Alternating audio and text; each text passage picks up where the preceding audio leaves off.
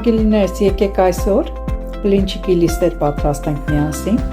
բայց փորիկավոր բլինչիկներ այս անգամ պատրաստենք տարբերվող և գեղեցիկ։ Բաղադրատոմսը նույնն է, ձու, կաթ, ձիթայուղ, ալյուր և աղ,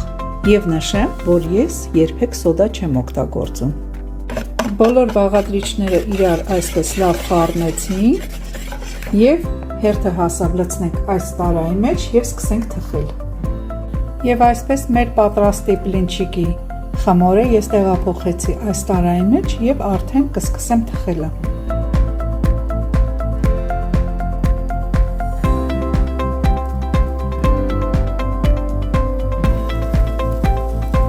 Ահա, շարունակում ենք պատրաստելը և ամեն անգամ տարբեր ինչ-որ պատկեր է ստացվում։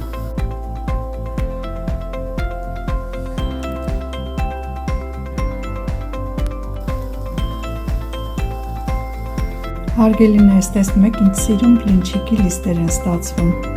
Մեր փորիկավոր նրբաբլիթները շատ տոնական և գեղեցիկ տեսք ունեն։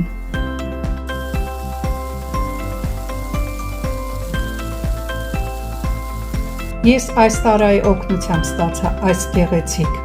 փորիկավոր բլինչիկները, իսկ եթե դուք այս տարայից չունեք, դուք կարող եք սովորական պլաստմասից ինչ-որ հյութի շիշ վերցնեք, անցք անեք, թեկուզ մի քանի անցքեր, և արդեն դուք կարող եք ստանալ այս պատկերը։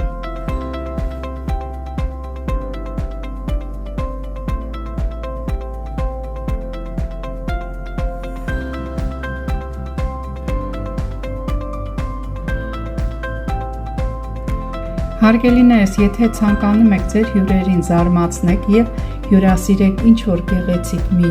համեղ ուտեստով, ես ձեզ առաջարկում եմ պատրաստեք այսպիսի փորիկավոր բլինչիկի լիստեր և գեղեցիկ ձևով մատուցեք ձեր հյուրերին։ Վրան կարող եք լցնել հալած շոկոլադ, կտացրած կաթ, մեղր, ընկույզ, հատապտուղներ, շատ հարմար է պաղպաղակի հետ հյուրասիրել այս հետաքրքիր և տարբերվող դեսերտը։ Հարգելիներս, հավելեմ նաև, որ այս փորիկավոր բլինչիկի լիստերի մեջ դուք կարող եք նաև աղցաններ ձևավորեք և փաթաթեք։ Օրինակ, շատ հարմար է թաբուլե աղցանի համար։ Նախապես աղցանը դուք պատրաստում եք և փաթաթելու համար դուք ընտրում եք շատ խոշոր հազարի տերևներ։ Այդ մեծ տերևների մեջ դուք զգուշորեն